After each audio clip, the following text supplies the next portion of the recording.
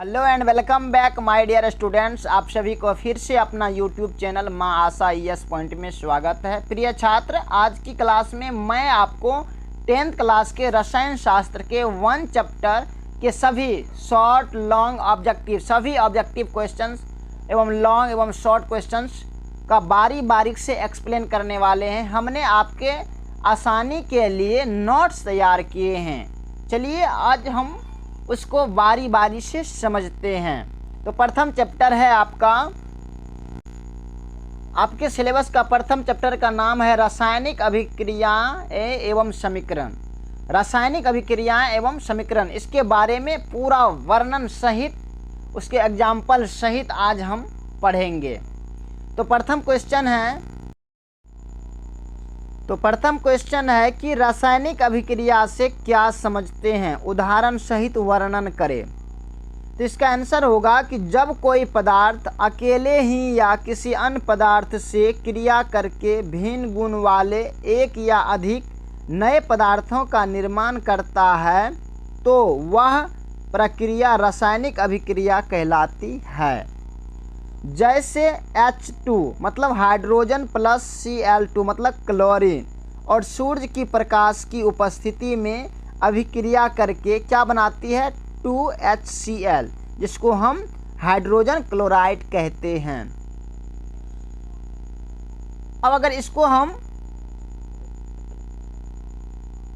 Explain करेंगे कैसे, जैसे कि उपयुक्त समीकरण में देखिए ऊपर के जो ये समीकरण है में हाइड्रोजन और क्लोरीन के मिश्रण को सूर्य की प्रकाश की उपस्थिति में रखने पर दोनों परस्पर अभिक्रिया करके हाइड्रोजन क्लोराइड का निर्माण करता है। यहाँ करता है जैसे H2 हाइड्रोजन क्लोरीन दोनों मिलकर क्या बना 2HCl मतलब हाइड्रोजन क्लोराइड बनाया ना। यही है रासायनिक अभिक्रियाएं। अब आगे है कि अभिकारक किसे कहते हैं। अभिकारक किसे कहते हैं? तो जो पदार्थ रासायनिक अभिक्रिया में भाग लेकर नए पदार्थों का निर्माण करता है उसे अभिकारक कहलाता है, या वह अभिकारक कहलाता है। जो पदार्थ रासायनिक अभिक्रिया में भाग लेकर नए पदार्थों का निर्माण करता है अभिकारक कहलाता है। अभिकारक को अभिकर्मक या उत्पादक भी कहा जाता है। अब आगे क्वेश्चन है कि प्रतिफल किसे कहते हैं। तो रासायनिक अभिक्रिया में भाग लेने के फलस्वरूप जो नए पदार्थ बनते हैं प्रतिफल कहलाते हैं। अब है प्रतिफल को उत्पादन भी कहा जाता है, उत्पाद भी कहा जाता है। प्रतिफल को उत्पाद भी कहा जाता है। और आगे है रासायनिक अभिक्रिया के मुख्य विशेषताओं को बताएं। रासायनिक अभिक्रिया के क्या क्या विशेषताएं हैं उसे बताएं। तो क्या होगा इसकी विशेषताएं में, रासायनिक अभिक्रिया की विशेषताएं में। तो रासायनिक सबसे पहले लिखेंगे उसका उत्तर में कि रासायनिक अभिक्रिया के मुख्य विशेषताएं निम्न हैं। इसके बाद फिर पॉइंट दे करके लिखना है। इससे क्या होता है कि देखने में भी अच्छा लगता है और दूसरे को ये आकर्षित भी करते हैं। इसी टाइप से लिखना है। अब आगे है प्रथम विशेषताएं हैं गैस की उत्पत्ति। कुछ रासायनिक अभिक्रियाएं ऐसी है जिसमें गैस उत्पन्न होती है, जैसे दानेदार जस्ता की अभिक्रिया तनु हाइड्रोक्लोरिक अम्ल या तनु सल्फ्यूरिक अम्ल से कराने पर हाइड्रोजन गैस उत्पन्न होता है। तो आपका प्रथम पॉइंट क्या हो गया, गैस की उत्पत्ति। और दूसरा है अवक्षेप का बनना। अब अवक्षेप एक क्या है, ठोस पदार्थ है जो रासायनिक अभिक्रिया के फलस्वरूप विलयन में से पृथक हो जाता है। उदाहरण के लिए क्या है, प्रथम सोडियम क्लोराइड के जलीय विलयन में सिल्वर नाइट्रेट का विलयन डालने पर सिल्वर क्लोराइड का दही जैसा सल्फेट अवक्षेप प्राप्त होता है। हमने इसका उदाहरण भी दिए हैं ताकि आपको समझने में अच्छा हो, लेकिन इसका जो मुख्य पॉइंट आपको याद रखना है गैस की उत्पत्ति, अवक्षेप का बनना, और तीसरा क्या है रंग परिवर्तन। और इसमें आप दूसरा उदाहरण ये भी दे सकते हैं, बेरियम क्लोराइड के जलीय विलयन में तनु सल्फ्यूरिक अम्ल डालने पर बेरियम सल्फेट का सफ़ेद अवक्षेप बनता है। अब आगे है इसका विशेषताएं। तीसरा, रंग परिवर्तन। कुछ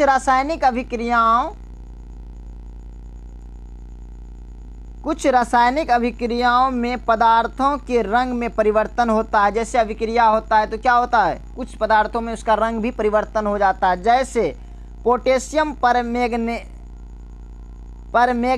के बैंगनी रंग के विलियम में थोड़ा थोड़ा करके नींबू का रस निचोड़ने पर विलियम का बैंगनी रंग धीरे धीरे गायब होने लगता है। और दूसरा इसका उदाहरण है कि पोटेशियम डाइक्रोमेट के अम्लीय विलियम का रंग नारंगी होता है। यदि उसमें सल्फर डाइऑक्साइड गैस प्रभावित की जाती है तो विलियम का रंग नारंगी से हरा हो जाता है। आपसे क्वेश्चन ये भी पूछा जा सकता है कि पोटेशियम डाइक्रोमेट के अम्लीय विलयन का रंग नारंगी होता है, कैसे होता है? तो यदि इसमें सल्फर डाइऑक्साइड गैस प्रभावित की जाए तो विलियम का रंग नारंगी से हरा हो जाता है। अगर हम जैसे ही सल्फर डाइऑक्साइड गैस प्रभावित करेंगे तो ये नारंगी तो है, उससे क्या हो जाएगा, ये हरा हो जाएगा। अब आगे है ताप में परिवर्तन। चौथा इसका पॉइंट है ताप में परिवर्तन। कुछ रासायनिक अभिक्रियाओं के फलस्वरूप ताप में परिवर्तन होता है। यदि कली चूना के एक ढेले पर जल गिराया जाए तो पर्याप्त मात्रा में ऊष्मा उत्पन्न होती है, जिससे अभिक्रिया मिश्रण का ताप बहुत बढ़ जाता है, अतः यह अभिक्रिया ऊष्माक्षेपी होती है। अब स्टार पॉइंट है कि जिस अभिक्रिया में अभिक्रिया मिश्रण का ताप घट जाता है उसे हम ऊष्माशोषी अभिक्रिया कहते हैं। ऊष्माशोषी क्रिया किसे कहते हैं, आप ये पॉइंट लिख सकते हैं उसके लिए। अब आगे है पांचवा पॉइंट कि अवस्था में भी परिवर्तन हो जाता है। जैसे ही रासायनिक अभिक्रिया होता है उसका अवस्था में भी परिवर्तन हो जाता है। कुछ रासायनिक अभिक्रियाओं के फलस्वरूप पदार्थों की अवस्था में भी परिवर्तन होता है। उदाहरण के लिए क्या है, मोमबत्ती को जलाने पर मोम का कुछ भाग द्रवित होकर नीचे गिरता है और कुछ भाग वाष्प में परिवर्तित होकर जलता है। क्या होता है, वो जलता है, वाष्प में परिवर्तित होकर के क्या करता है, वो जलता है। अब आगे क्वेश्चन है कि रासायनिक समीकरण से क्या समझते हैं। रासायनिक समीकरण से आप क्या समझते हैं, या रासायनिक समीकरण लिखने के लिए नियम को बतावें। सबसे प्रथम क्वेश्चन क्या है, रासायनिक समीकरण से आप क्या समझते हैं? तो क्या है, किसी रासायनिक अभिक्रिया में भाग लेने वाले पदार्थों के संकेतों एवं सूत्रों की सहायता से उनका संक्षिप्त निरूपण रासायनिक समीकरण कहलाता है। उदाहरण के लिए जैसे हाइड्रोजन और क्लोरीन, क्या है, हाइड्रोजन और क्लोरीन के मिश्रण को सूर्य की प्रकाश की उपस्थिति में रखने पर हाइड्रोजन क्लोराइड का निर्माण होता है, जिसे रासायनिक अभिक्रिया के द्वारा निम्न प्रकार से निरूपित किया जाता है। अब इसका हमने सूत्र लिख दिए, H2 + Cl2 सूर्य की प्रकाश की उपस्थिति में प्लस HCl हाइड्रोजन क्लोराइड बन गया। यही इसका क्या रासायनिक समीकरण है। अब इनको लिखने के लिए निम्नांकित नियमों का पालन करना पड़ता है। दूसरा क्वेश्चन था, इसके लिखने का नियम भी बताएं, तो क्या होगा, इसको लिखेंगे। इनको लिखने के लिए निम्नांकित नियमों का पालन करना पड़ता है। प्रथम क्या है,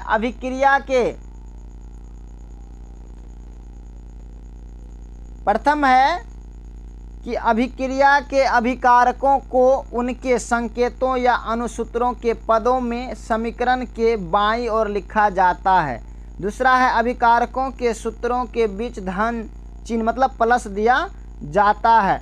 तीसरा है, अभिक्रिया के प्रतिफलों को उनके संकेतों या अनुसूत्रों के पदों में समीकरण के दाईं ओर लिखा जाता है। और चौथा जो है, प्रतिफलों के सूत्रों के मध्य धन चिन्ह प्लस दिया जाता है। और पांचवा है, अभिकारकों और प्रतिफलों को अभिकारकों और प्रतिफलों को एक तीर चिन्ह द्वारा अलग अलग प्रदर्शित किया जाता है। यहाँ देखिए इसका हमने उदाहरण भी देखिए, जैसे H2O प्लस, प्लस का चिन्ह दिए ना, यहाँ है ना कि अभिकारकों के, दूसरा पॉइंट में क्या है, अभिकारकों के सूत्रों के बीच, अभिकारकों के सूत्रों के बीच धन चिन्ह दिया जाता है। तो यहाँ क्या H2 प्लस O2 और अभिक्रिया करके ये क्या बनाया, H2O मतलब जल बनाया। अब आगे क्वेश्चन है कि संतुलित रासायनिक समीकरण से आप क्या समझते हैं, संतुलित रासायनिक समीकरण से आप क्या समझते हैं। इसका उत्तर होगा कि संतुलित रासायनिक समीकरण वह है,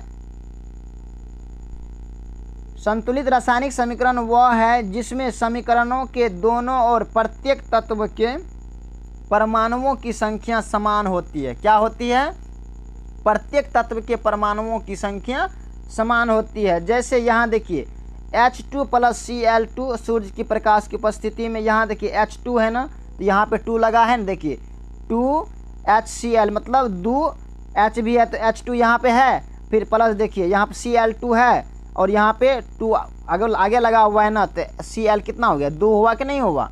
तो क्या कहते हैं कि प्रत्येक दोनों तत्व के परमाणुओं की संख्या समान होती है, उसे हम संतुलित रासायनिक समीकरण कहते हैं। अब आगे क्वेश्चन है कि असंतुलित रासायनिक से क्या समझते हैं। तो वह समीकरण जिसमें दोनों और तत्वों के परमाणुओं की संख्या समान नहीं होती है असंतुलित रासायनिक समीकरण कहलाती है। जैसे H2 प्लस O2 अभिक्रिया करके H2O बनाती है, इसका मतलब यहाँ 2 है और यहाँ भी 2 है, लेकिन यहाँ पे क्या है, हाइड्रोजन तो 2 है लेकिन ऑक्सीजन एक ही है, इसका मतलब ये क्या है, ये असंतुलित रासायनिक समीकरण है। अब आगे है कि रासायनिक समीकरण से प्राप्त होने वाली सूचनाएं को बताएं।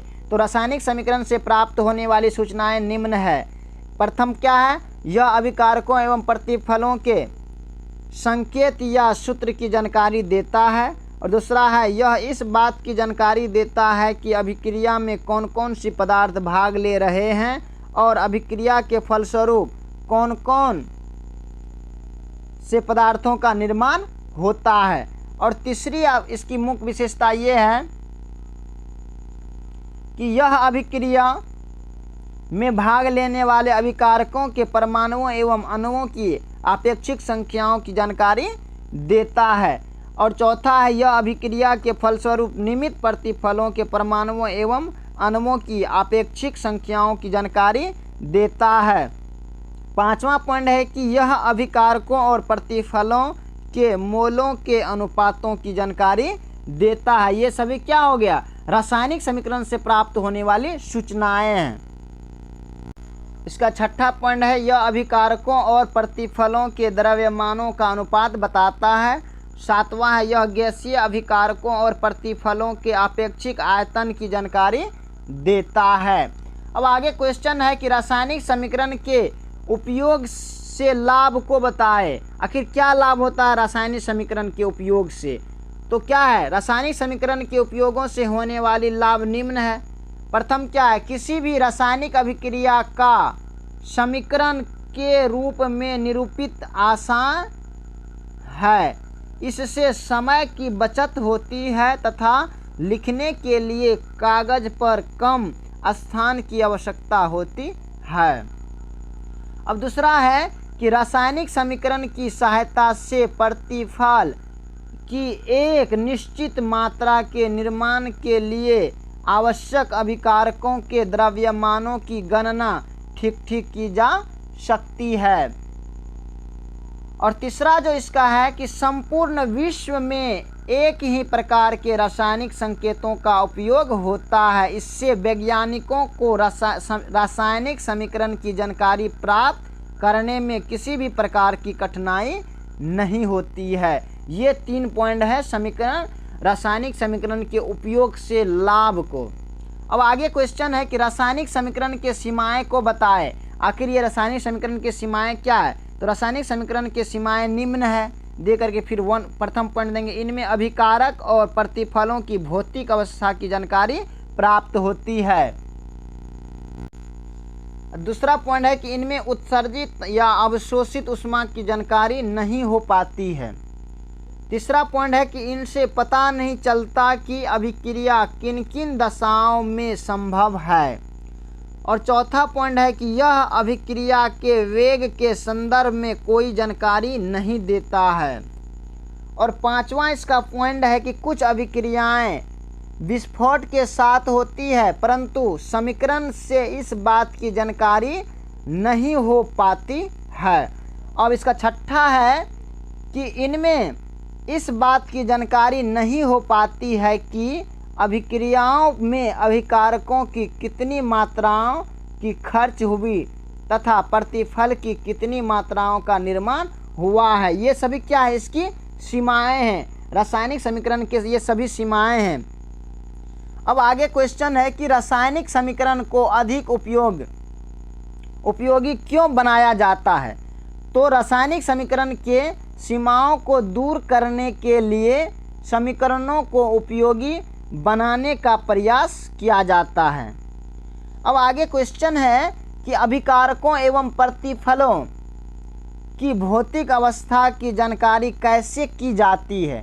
तो अभिकारकों और प्रतिफलों की भौतिक अवस्था की जानकारी उनके संकेतों या सूत्रों के ठीक आगे कोष्टक में ठोस के रूप में S का है ना चिन्ह दे करके, द्रव के लिए L, ठोस के लिए S और द्रव के लिए L तथा गैस के लिए G एवं जलीय विलयन के लिए AQ अंकित कर दिया जाता है।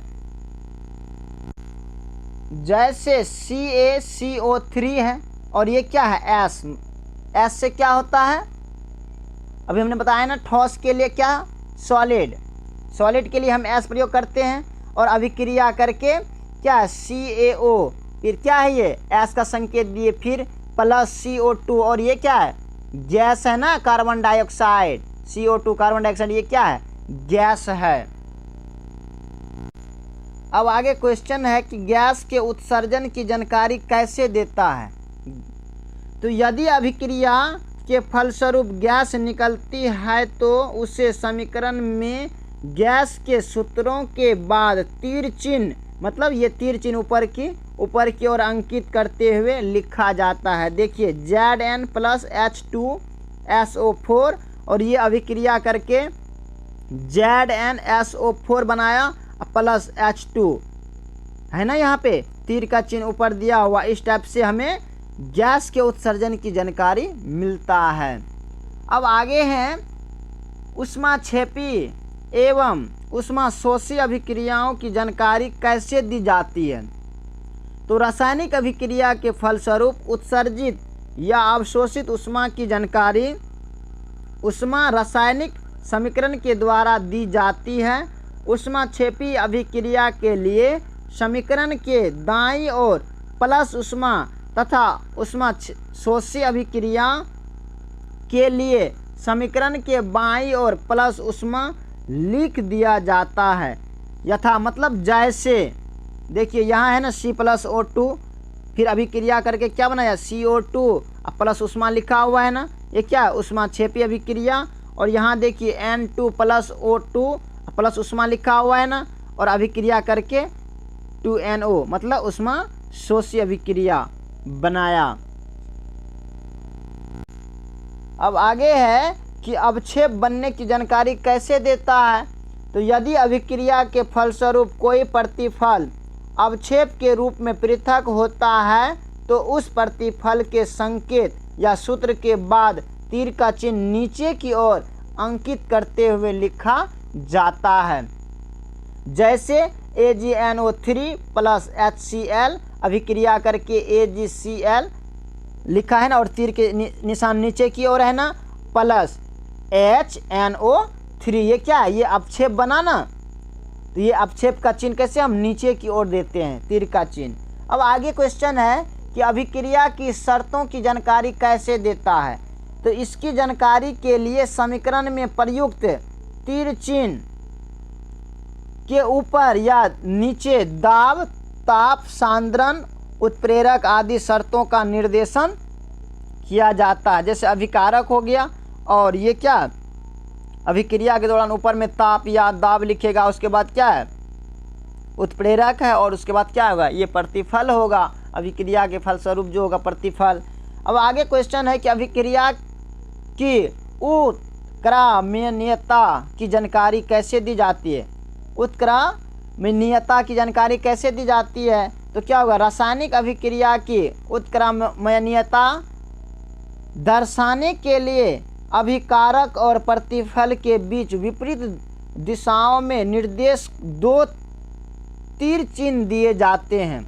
जैसे यहाँ दिया हुआ है ना N2 प्लस 3H2, फिर क्या एक तीर इधर से जाता है और दूसरा तीर इधर से जाता है, फिर उसके बाद उसके परिणाम स्वरूप क्या बना, 2NH3 बना।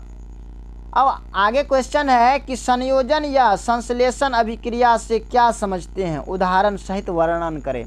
संयोजन या संश्लेषण अभिक्रिया से क्या समझते हैं, तो वह अभिक्रिया जिसमें 2 या 2 से अधिक पदार्थ परस्पर संयोग करके एक नए पदार्थ का निर्माण करते हैं, जिनके गुण मूल पदार्थों के गुणों से बिल्कुल भिन्न होता है, संयोजन या संश्लेषण अभिक्रिया कहलाता है।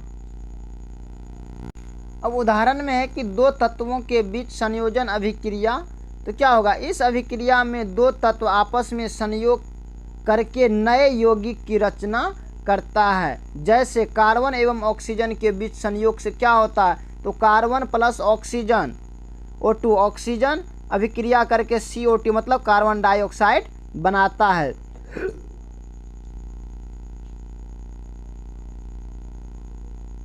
तो क्या होगा, उपर्युक्त समीकरण में कार्बन ऑक्सीजन से संयोग करके कार्बन डाइऑक्साइड का निर्माण करता है, जिसका गुण कार्बन और ऑक्सीजन दोनों के गुणों से भिन्न होता है। अब दूसरा है कि एक तत्व और एक यौगिक के बीच संयोजन, अगर संयोग करते हैं एक तत्व एवं एक यौगिक को, तो क्या होगा, इस अभिक्रिया में एक तत्व किसी यौगिक से संयोग करके नए यौगिक का निर्माण करता है। जैसे कार्बन मोनोऑक्साइड एवं ऑक्सीजन के बीच संयोग से क्या होगा, CO2 मतलब CO मतलब कार्बन मोनोऑक्साइड प्लस O2 मतलब ऑक्सीजन, क्या होगा, दोनों अभिक्रिया करने पर कार्बन डाइऑक्साइड बनाया। तो क्या उपर्युक्त समीकरण में कार्बन मोनोऑक्साइड ऑक्सीजन में जल कर कार्बन डाइऑक्साइड का निर्माण करते हैं, जिसका गुण कार्बन मोनोऑक्साइड एवं ऑक्सीजन दोनों के गुणों से भिन्न होता है। अब तीसरा है कि 2 या अधिक यौगिकों के बीच संयोजन अभिक्रिया, तो इस अभिक्रिया में 2 या उनसे अधिक यौगिक परस्पर संयोग करके नए यौगिक का निर्माण करता है। जैसे कैल्शियम ऑक्साइड एवं जल के बीच संयोग से क्या होगा, तो CaO मतलब कैल्शियम ऑक्साइड जिसको हम कली चूना कहते हैं प्लस H2O मतलब जल, तो क्या होगा, ये अभिक्रिया करके Ca क्या होगा, OH2, यही होगा कि नहीं होगा। तो क्या होगा, कैल्शियम हाइड्रोक्साइड जिसको हम क्या कहते हैं, भखड़ा चूना भी कहते हैं। उपर्युक्त समीकरण में कैल्शियम ऑक्साइड जल के साथ अभिक्रिया करके कैल्शियम हाइड्रोक्साइड का निर्माण करता है तथा क्या है, साथ साथ ऊर्जा मुक्त होती है। क्या होता है साथ साथ में। अब आगे क्वेश्चन है कि वियोजन या अपघटन अभिक्रिया से क्या समझते हैं, तो वह अभिक्रिया जिसमें यौगिक के बड़े अणु टूटकर 2 या उनसे अधिक सरल यौगिक का निर्माण करते हैं, जिनके गुण मूल यौगिक के गुणों से भिन्न होता है, वियोजन या अपघटन अभिक्रिया कहलाती है, जो संयोजन अभिक्रिया के ठीक विपरीत होते हैं। क्या होते हैं, संयोजन अभिक्रिया के ठीक विपरीत होते हैं। जैसे कैल्शियम कार्बोनेट का अपघटन, कैल्शियम कार्बोनेट का अपघटन से क्या होगा, कैल्शियम कार्बोनेट को गर्म करने पर वह अपघटित होकर कैल्शियम ऑक्साइड और कार्बन डाइऑक्साइड देता है। ये उसका क्या है, रासायनिक सूत्र है CaCO3 अभिक्रिया। इसको अगर अपघटित किया जाएगा गर्म करने पर क्या होता है, CaO calcium oxide plus CO2 में क्या होता है, ये खंडित हो जाता है, अपघटित मतलब अपघटित हो जाता है ये। अब पोटेशियम क्लोरेट का अपघटन से क्या होगा, पोटेशियम क्लोरेट को जब गर्म किया जाता है तो अपघटित होकर पोटेशियम क्लोराइड बनता है, साथ साथ ऑक्सीजन गैस निकलती है। ये पॉइंट आपको याद रखना पड़ेगा। और ये क्या है, उसका सूत्र है, रासायनिक सूत्र है KClO3। इसको हम क्या कहते हैं, पोटेशियम क्लोरेट, और अभिक्रिया करके ये टूट कर क्या बनती है, KCl, जिसको हम पोटेशियम क्लोराइड कहते हैं, प्लस O2 मतलब ऑक्सीजन बनता है। अब आगे है, अगर फेरस सल्फेट को का अगर अपघटन किया जाए तो क्या होगा कि एक क्वथन नली में, मतलब इसको हम क्या करते हैं, एक एग्जाम्पल, मतलब इसको हम एक प्रैक्टिस करके आप इसको कर सकते हैं। तो क्या है, एक क्वथन नली में हल्के रंग के फेरस सल्फेट के रवे लेकर बर्नर की सहायता से गर्म करते हैं तो फेरस सल्फेट का रवा जब वापसित होकर निकल जाता है, जिसमें फेरस सल्फेट का हरा रंग गायब हो जाता है तथा अनार्द्र FeSO4 अपघटित होकर के क्या होता है, भूरे रंग की ठोस फेरिक ऑक्साइड बनाता है तथा साथ साथ सल्फर डाइऑक्साइड एवं सल्फर डाइऑक्साइड गैस प्राप्त होती है। और इसका आप इस टाइप से अगर चित्र छाप देते हैं तो और अच्छा होगा। तो क्या होगा, जैसे कि जल की बूंद है, हमने क्या किया, सबसे पहले मोमबत्ती के ऊपर, फिर क्या किए, जल की बूंदे हैं ना इसके अंदर देख लीजिए, फिर फेरस सल्फेट के ये जो है ना, ये क्या है, फेरस सल्फेट के रवि है, इसके बाद क्या अपघटित होकर के SO2 प्लस SO3 बना। अब इसका रासायनिक सूत्र क्या है, FeSO4 × 7H2O अपघटित होकर क्या बना, FeSO4 प्लस 7H2O। FeSO4 जिसको हम फेरस सल्फेट, जिसको अनाद्र में रहता है, और ये अभिक्रिया करके क्या हुआ, अपघटित होकर क्या हुआ, Fe2O3 जिसको हम फेरिक ऑक्साइड भी कहते हैं, प्लस SO2 जिसको हम सल्फाइड ऑक्साइड कहते हैं, प्लस SO3 जिसको हम सल्फर ट्राइऑक्साइड कहते हैं, क्या हुआ, अपघटित होकर के ये खंड होकर के ये बना। अब आगे क्वेश्चन है कि विद्युत अपघटन अभिक्रिया से क्या समझते हैं।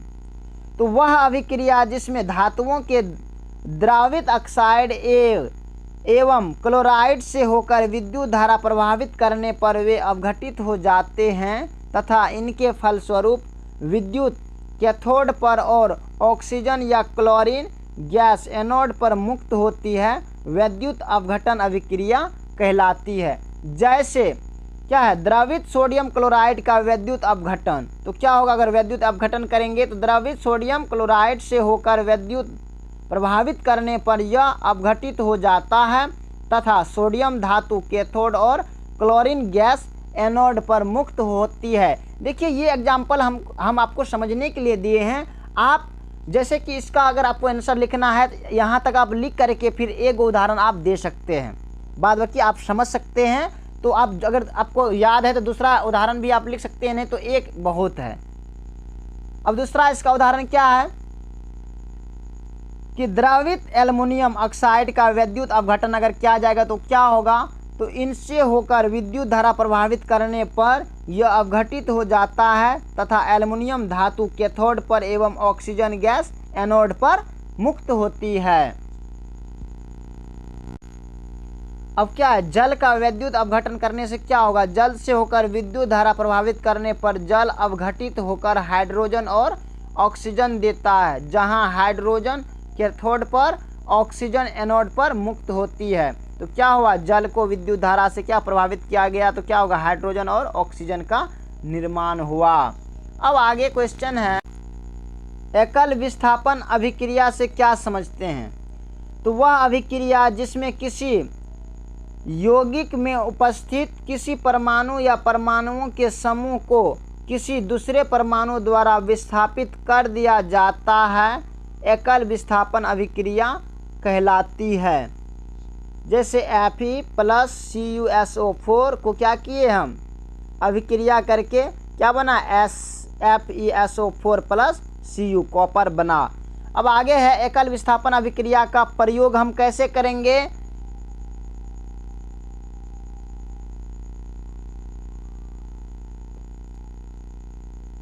तो सबसे पहले हम क्या करेंगे, एक परख नली लेंगे, प्रखनली में सिल्वर नाइट्रेट का विलयन लेकर साफ कॉपर का तार डालेंगे। कुछ देर बाद निरीक्षण के बाद हम पाएंगे कि कॉपर की तार पर चमकीली सिल्वर की परत जमा हो चुकी है और विलियम का रंग कॉपर नाइट्रेट बनने के कारण हल्का नीला हो जाता है। इस टाइप से हम लेंगे और इसका हम प्रयोग करेंगे।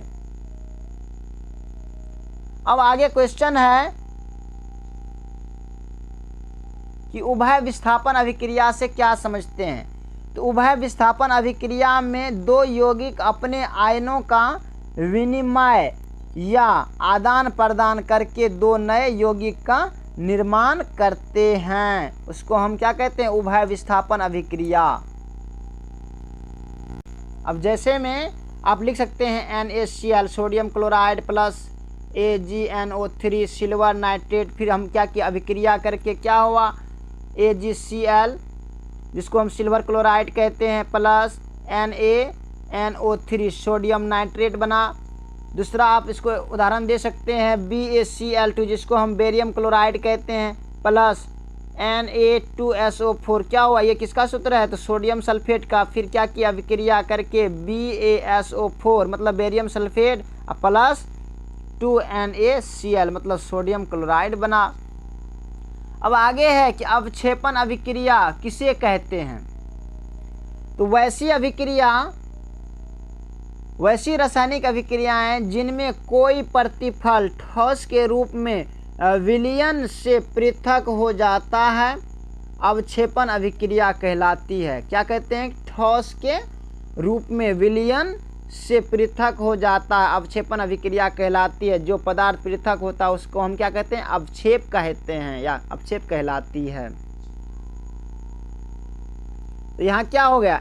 NaCl मतलब सोडियम क्लोराइड को दोनों को हम क्या किए? फिर AgNO3 मतलब सिल्वर नाइट्रेट को फिर अभिक्रिया करके क्या प्राप्त हुआ? AgCl मतलब सिल्वर क्लोराइड। क्या हुआ? ये अवक्षेप के रूप में प्राप्त हुआ प्लस NaNO3 मतलब सोडियम नाइट्रेट। अब आगे है उदासीनीकरण अभिक्रिया किसे कहते हैं। तो वह प्रक्रिया जिसमें कोई अम्ल किसी भस्म के साथ अभिक्रिया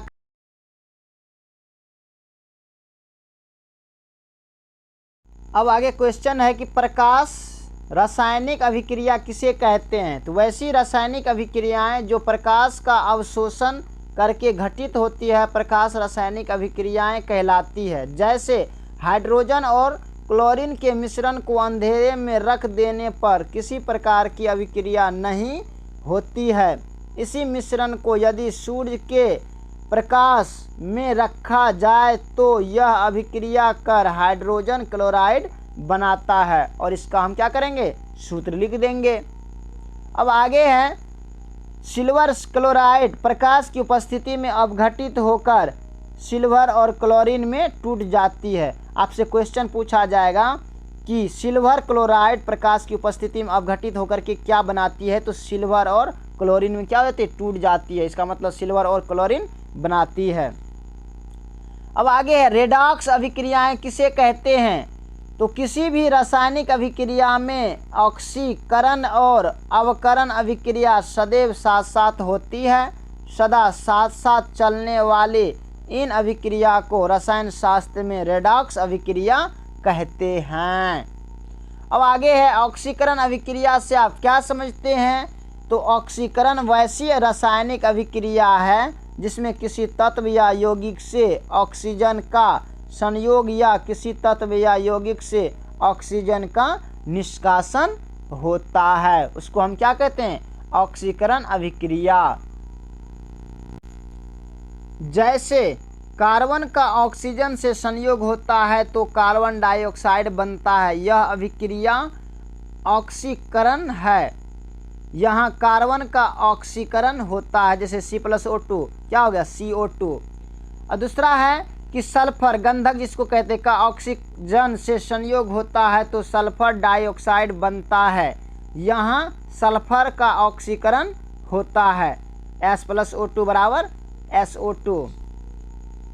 तीसरा है कि सांद्र हाइड्रोक्लोरिक अम्ल का मैग्नीज डाइऑक्साइड जिसको MnO2 से सूचित करते हैं के साथ गर्म करने पर हाइड्रोक्लोरिक अम्ल से हाइड्रोजन का निष्कासन होता है और क्लोरीन गैस बनता है।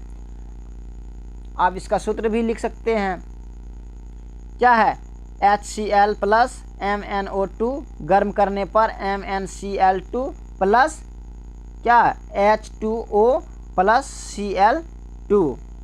ये क्या हुआ, ये गैस के रूप में अपक्षेप प्राप्त हुआ कि नहीं। यहाँ सांद्र हाइड्रोक्लोरिक अम्ल का ऑक्सीकरण होता है। क्या होता है, ऑक्सीकरण होता है किसका, हाइड्रोक्लोरिक अम्ल का। अब आगे है कि अवकरण अभिक्रिया क्या है।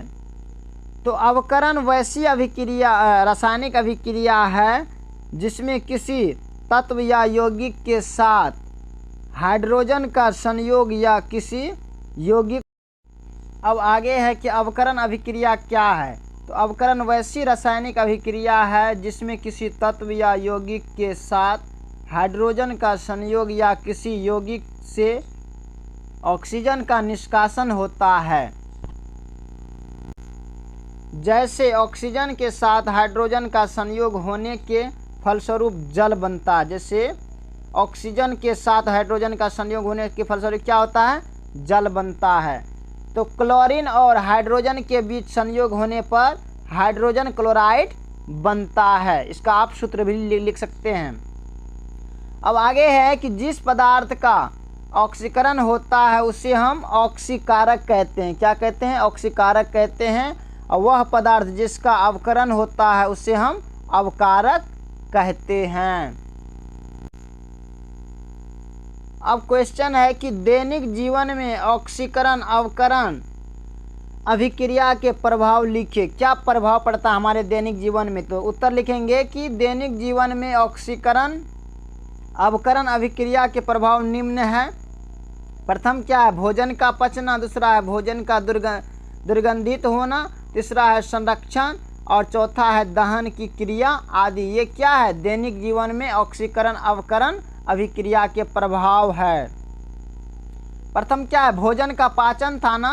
तो भोजन का पचना एक ऑक्सीकरण अभिक्रिया है। चूँकि हमारे भोजन में मुख्य रूप से कार्बोहाइड्रेट विद्यमान रहते हैं जो पाचन क्रिया के क्रम में अपघटित होकर ग्लूकोज का निर्माण करता है। ग्लूकोज हमारे शरीर की कोशिकाओं में उपस्थित ऑक्सीजन द्वारा ऑक्सीकृत होकर CO2 जल और ऊर्जा में परिवर्तित हो जाता है। आप इसका सूत्र भी लिख देंगे तो और बेहतर होगा नीचे में। अब आगे है कि भोजन का दुर्गंधित होना। तो क्या होता है, जब ताज़े भोजन को खुली वायु में लंबे समय तक छोड़ देते हैं तो भोजन में उपस्थित वसा और तेल काफ़ी समय के पश्चात वायु के ऑक्सीजन द्वारा ऑक्सीकृत हो जाता है, जिससे उनके गंध एवं स्वाद अप्रिय हो जाते हैं, अर्थात भोजन दुर्गंधित हो जाता है। क्वेश्चन आपसे करेगा कि भोजन दुर्गंधित कैसे होता है, तो ये पॉइंट आप वहाँ पे नोट करेंगे। अब तीसरा था संरक्षण। तो संरक्षण यह प्रकृति में होने वाली एक ऑक्सीकरण अवकरण अभिक्रिया है जो विशेष रूप में धातु एवं अधातु के साथ होती है। ये के संक्षारण जो है क्या है, ये धातु और अधातु के साथ होती है। अब आगे है दहन की क्रिया। दहन की क्रिया एक ऑक्सीकरण अवकरण की अभिक्रिया है। क्या है, ऑक्सीकरण एवं अवकरण की क्रिया है। हमारे दैनिक जीवन में दहन की कई क्रियाएं देखने को मिलती है, जैसे जलावन के रूप में लकड़ी, कोयला, केरोसिन, LPG गैस के रूप में उपयोग किया जाता है। ये क्या है, दहन की क्रियाएं हैं। अब आगे है कि बासी भोजन किसे कहते हैं। तो जब ताज़े भोजन को खुली वायु में लंबे समय तक छोड़ देते हैं तो उसमें से दुर्गंध आने लगती है, उसे बासी भोजन कहते हैं। भोजन को दूषित या अप्रिय होने से कैसे रोका जा सकता है। तो कुछ उपायों द्वारा, इसका आंसर होगा कुछ उपायों द्वारा भोजन को अप्रिय होने से रोका जा सकता है। जो निम्नलिखित है। क्या है? वसायुक्त भोजन में एक विशेष प्रकार का पदार्थ एंटीऑक्सीडेंट मिला देने से भोजन का ऑक्सीकरण रुक जाता है, जिससे क्या होगा? अप्रिय नहीं होगा भोजन। दूसरा उपाय है कि घरों में भोजन को रेफ्रिजरेटर में रखकर भी उसके ऑक्सीकरण को कम किया जा सकता है, जिससे भोजन दूषित नहीं होगा। अब तीसरा उपाय इसका ये है कि भोजन को वायु रुद्ध बर्तनों में रखकर भी ऑक्सीकरण को कम किया जा सकता है, जिससे भोजन दूषित होने से बच सकता है। अब क्वेश्चन है कि दहन किसे कहते हैं? किसी पदार्थ के ऑक्सीजन में जलने पर ऊष्मा और प्रकाश उत्पन्न होता है। जलने की इस क्रिया को दहन कहते हैं। उदाहरण के लिए कार्बन को वायु में जलाने पर कार्बन डाइऑक्साइड बनता है। इसमें ऊष्मा और प्रकाश भी उत्पन्न होते हैं।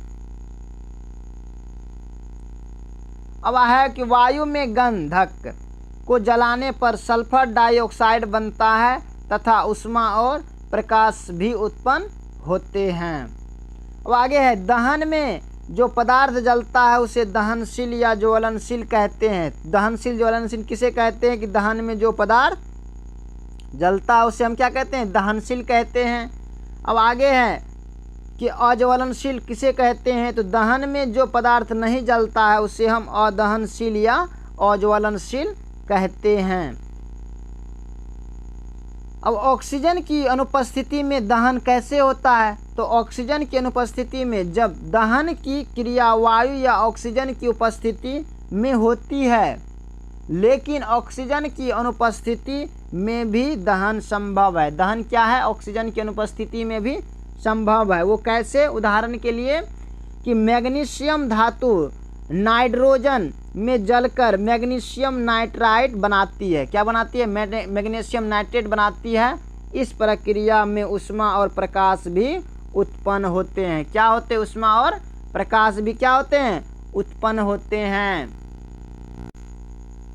यह दूसरा है उदाहरण इसका कि एक जलती हुई मोमबत्ती को क्लोरीन गैस से भरे गैस जार में ले जाने पर मोमबत्ती जलती रहती है तथा काला धुआं निकलता है। इसमें मोमबत्ती का दहन क्लोरीन की अनुपस्थिति में होता है। आप इसका रासायनिक सूत्र भी लिख सकते हैं।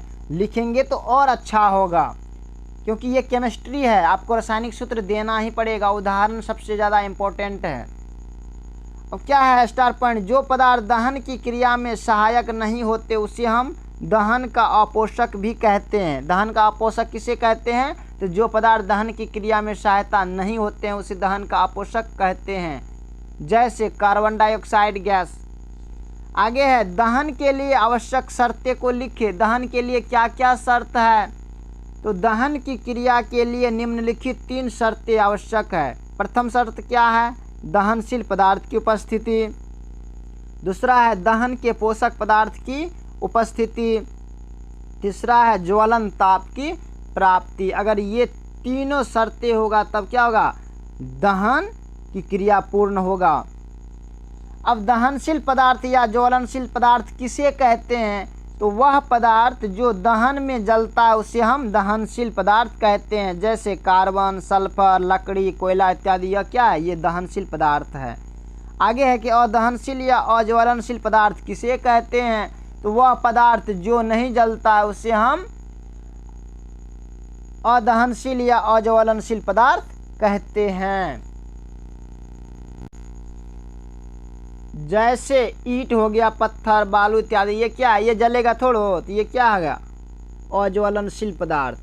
अब ज्वलन ताप किसे कहते हैं? तो वह न्यूनतम ताप जिस पर कोई पदार्थ जलना प्रारंभ करता है उसे ज्वलन ताप कहते हैं। क्या कहते हैं? उसे ज्वलन ताप कहते हैं।